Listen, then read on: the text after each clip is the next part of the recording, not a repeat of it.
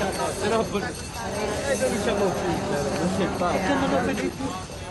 Maria, piena di grazia, il Signore è con te. Tu sei benedetta fra le donne, e benedetto il frutto del tuo seno, Gesù. Santa Maria, Madre di Dio, prega per noi peccatori, adesso è l'ora della nostra morte.